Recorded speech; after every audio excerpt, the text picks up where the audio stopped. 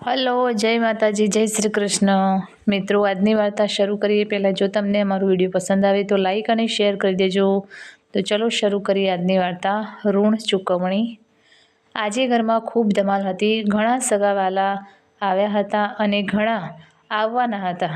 આખું ઘર વિવિધ પ્રકારની વાનગીઓની સુગંધથી ભરાઈ ગયું હતું. પણ મીનાનું હૃદય સાવ ખાલી હતું. તે તેના રૂમમાં ચૂપચાપ સૂઈ રહી હતી, શૂન્ય તરફ તાકી રહી હતી. આજે તેની વહાલી પૌત્રી નવ્યાનું બેબી શાવર ફંક્શન હતું.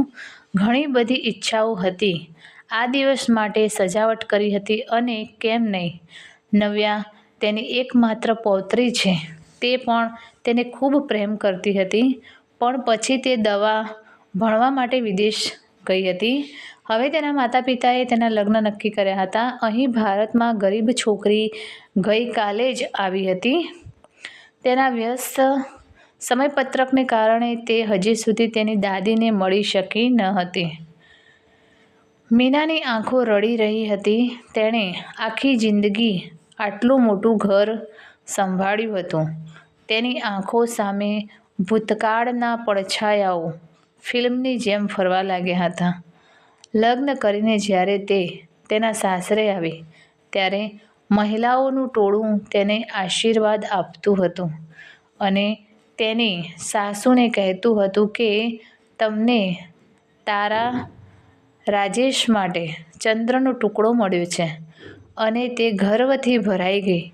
લગ્ન પછી મીનાને બધું સોંપીને તે થોડા મહિનાઓ માટે તીર્થયાત્રા પર ગઈ અને મીનાએ આખા ઘરની સુંદર સંભાળ લીધી.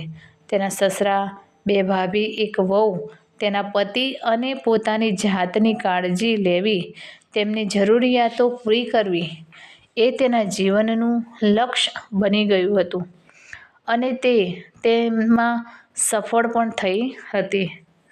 જ્યારે તેના સાસુ પાછા આવ્યા ત્યારે તે ખૂબ જ ખુશ હતી અને તેના આશીર્વાદથી તેનો ખોળો ઝડપથી ભરાઈ ગયો. નાનો આરવ તેના ખોળામાં રમવા લાગ્યો. આખું ઘર તે નાનકડી પ્રિયતમને સંભાળ રાખતું હતું. દિવસો ઝડપથી પસાર થતા ગયા. દરેકની સવાર મીનાની આસપાસ શરૂ થતી. માં, મારું લંચ. તેનો દીકરો આરવ કહે, મમ્મા, તમે મારો ગુલાબી ડ્રેસ ક્યાં રાખ્યો હતો? બદલી નાખ્યો? તેની દીકરી રિયા બૂમો પાડતી. આજે નાસ્તો કરીશું, તેના પતિ દામોદર કહેતા. અને મીના ચક્કરગિન્નીની જેમ નાચતી રહેતી, દરેકની ઈચ્છા પૂરી કરતી રહેતી. તેના મનમાં ક્યારેય એવું નહોતું આવ્યું કે તેણે આવું શા માટે કરવું જોઈએ. તેણીને લાગ્યું કે આટલા સંપૂર્ણ પરિવારમાં જીવવા માટે તે કેટલી નસીબદાર છે. આ તેણીની દુનિયા છે. તેમની પાસેથી શું અપેક્ષા રાખવી? આ ભગવાનનો ન્યાય છે. તમે જે કરશો તે તમને મળશે. આજ સુધી મેં કંઈ અપેક્ષા નહોતી રાખી પણ મને બધું મળી ગયું. મેં બીજી છોકરીઓની જેમ 16 સોમવારના ઉપવાસ પણ નથી કર્યા પણ મને ભગવાન આશુતોષ જેવો વર મળ્યો. દામોદર તેને ખૂબ પ્રેમ કરતો હતો. તેની નાની મોટી દરેક ઈચ્છાઓનું ધ્યાન રાખતો હતો અને મીના ખુશ રહેતી હતી કે જો આ તે જ છે તો પછી દુઃખ કેમ છે?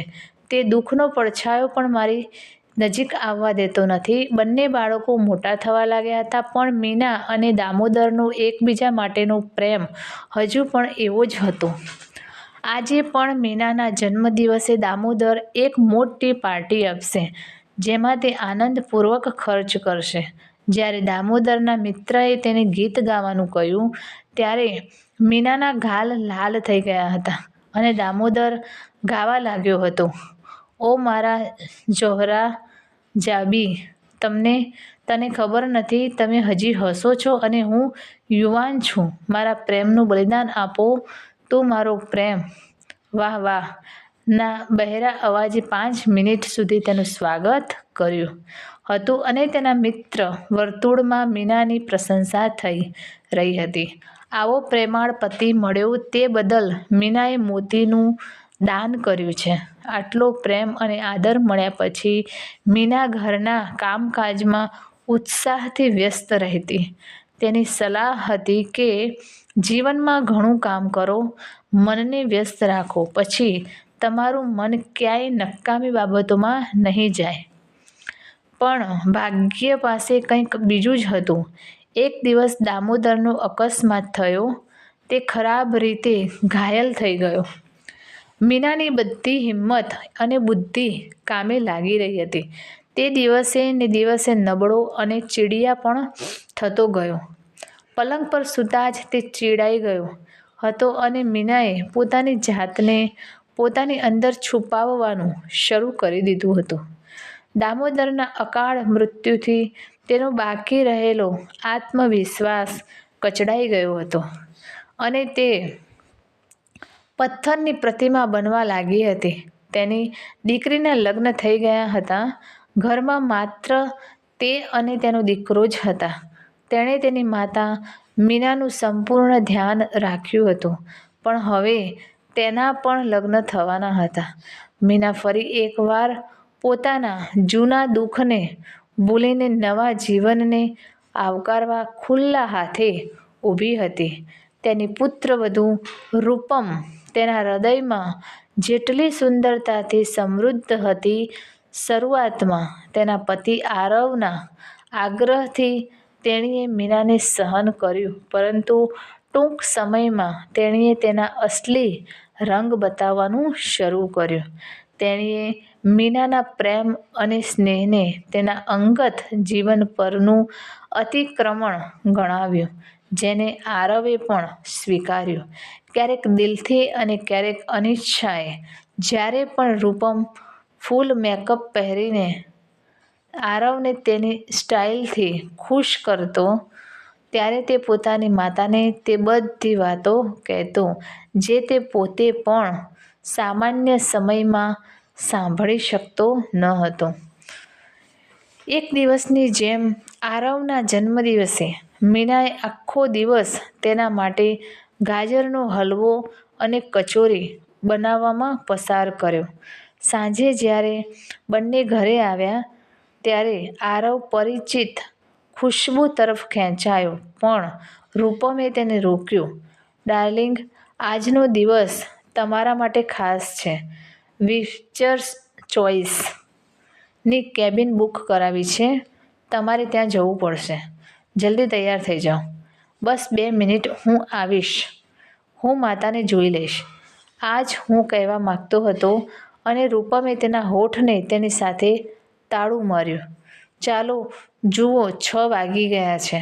આરવને તેના કોમળ કાંડામાંથી હાર પહેરાવતા તેણે કહ્યું. ત્યાં સુધીમાં માતા ત્યાં આવી ગઈ. તે તરત જ પાછી ફરી ગઈ. પુત્રવધૂ તેના પર અતિક્રમણનો આરોપ લગાવે છે. હવે પુત્ર પણ તેના પર આરોપ લગાવશે. થોડીવાર પછી આરવ રૂપમના સ્વર સાથે મેળ ખાતો બોલ્યો, માં, બસ મને ઈચ્છા કરું. આ દિવસોમાં આવો તૈલી અને મસાલેદાર ખોરાક કોઈ ખાતું નથી. તેણી સાથે છેતરપિંડી કરવામાં આવી હતી. આ આરવ દ્વારા કહેવામાં આવી રહ્યું છે, જે ગઈકાલ સુધી તેની પાસેથી તે કરાવવાનો આગ્રહ રાખતો હતો. ક્યારેક તેના હાથને ચુંબન કરતો હતો. આખા પરિવારને બડાઈ મારતો હતો. અમારી માતા એક હલવાઈ છે. કદાચ નાનાજી એકવાર કામ કરતા હતા હલવાઈ તરીકે. માતા આવી સ્વાદિષ્ટ મીઠાઈઓ બનાવે છે. ધીમે ધીમે મીના ઘરમાં નકામી વસ્તુ બની રહી હતી.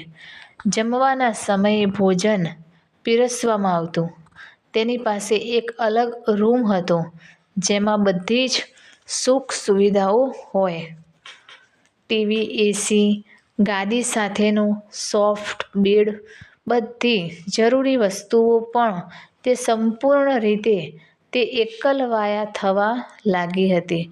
લોકોને લાગતું હતું કે મીનાજી ખૂબસૂરત છે અને ખુશીથી પોતાની વૃદ્ધાવસ્થા જીવી રહી છે, પણ અંદર શું થઈ રહ્યું છે તે માત્ર તે જ જાણતી હતી. તેણીને આશા હતી કે તે બંનેના બાળકો મને ચોક્કસ પ્રેમ કરશે, અને તે જ થયું. નવ્યા થોડા વર્ષો પછી આવી અને તેની દાદીની પ્રિય બની ગઈ. મીનાની એકલતા ઓછી થવા લાગી હતી. તે માસૂમ બાળકના શબ્દો અને સ્મિતમાં દુનિયાની બધી ખુશીઓ શોધી શકતી હતી, પણ એ સંગત પણ લાંબો સમય ટકી ન હતી. સારા અભ્યાસનું કારણ આપીને રૂપમે તેને પહેલાં હોસ્ટેલમાં અને પછી વિદેશ મોકલી. હવે તે લગ્ન પહેલાં જ ત્યાંથી પાછી આવી ગઈ હતી. મીનાએ કલ્પના કરી કે તેની નાની નવ્યા કેવી દેખાશે અને તેણીને તેના ભાવિ જીવનમાં હંમેશા ખુશ રહેવા માટે આશીર્વાદ આપ્યા. એટલામાં જ તેનો દરવાજો ખુલ્યો. તેને લાગ્યું કે કોઈ ખાવાનું રાખવા આવ્યું હશે. તેણે આંખો બંધ કરી દીધી. નવ્યાનો કિલકિલાટ અવાજ સાંભળીને તે ઉતાવળે ઊભી થઈ ગઈ. દાદી, તમે અહીં કેમ છો? તમે મારા બેબી શાવરમાં નહીં જાઓ? તેણીએ હસતાં હસતાં કહ્યું. તેણીએ રૂપમને તેની પાછળ આવતો જોયો અને ડરથી કહ્યું, હું અસ્વસ્થ છું, પુત્ર. માત્ર એટલા માટે. પછી નવ્યાનો ફોન આવ્યો અને તે રિસીવ કરવા નીકળી ગઈ. હું તરત આવીશ, દાદીમા. અહીં રૂપમ તેની તરફ આગળ વધ્યો. ના, આવું કેવી રીતે? આ સાડી લે અને તૈયાર થઈ જા. રૂપમે સાડી તેના હાથમાં આપતાં કહ્યું. આશ્ચર્યથી આંખો પહોળી કરીને મીનાએ કહ્યું, પણ હું ત્યાં કેવી રીતે જઈશ? તે સમજી શકતો નહોતો કે શું આજે સૂર્ય પશ્ચિમમાંથી ઉગ્યો છે. અમ્મા. એટલામાં જ આરવ રૂમમાં આવ્યો અને બોલ્યો, તમારી નવ્યા સવારથી ભૂખ હડતાલ પર બેઠી છે. જો દાદી ન હોય તો ફંક્શન ન થઈ શકે. અરે, તે મૂર્ખ છે, પણ તમે લોકો બુદ્ધિશાળી છો. છોડો, ચાલો હું તેને સમજાવું, મીનાએ કહ્યું. નવ્યા હસી પડી અને મીનાના કાનમાં બોલી, હવે તેઓ દાદી સમજી ગયા. મેં બંનેને સ્પષ્ટ કહી દીધું, હું તમારું એકમાત્ર સંતાન છું. હું એક પુત્ર અને એક પુત્રી બંને છું. મારી દાદીએ જીવનભર દરેક માટે બધું જ કર્યું છે, તો શું તે કરી શકે? હું તેમની પાસેથી કંઈ અપેક્ષા રાખી શકતી નથી. હવે લોન ચૂકવવાનો સમય આવી ગયો છે. તમે તેમનું યોગ્ય ધ્યાન રાખશો, તેમને પ્રેમ અને સન્માન કરશો, તો જ તમે મારી પાસેથી કંઈ પણ અપેક્ષા રાખી શકશો. જુઓ, બંને આવી ગયા છે, ત્યારથી લાઈન પર છે. મીના ભગવાનના ન્યાય સામે નમી ગઈ. તો મિત્રો, આ કહાની તમને કેવી લાગી તે કોમેન્ટ કરીને જરૂર જણાવશો, અને વિડીયો પસંદ આવ્યો હોય તો લાઈક અને શેર કરજો, તથા ચેનલ પર નવા હોય તો ચેનલને સબસ્ક્રાઈબ જરૂરથી કરજો. ફરીથી મળીશું એક નવા વિડીયો સાથે. નમસ્તે. જય માતાજી. જય શ્રી કૃષ્ણ. હર હર મહાદેવ. Thanks for watching.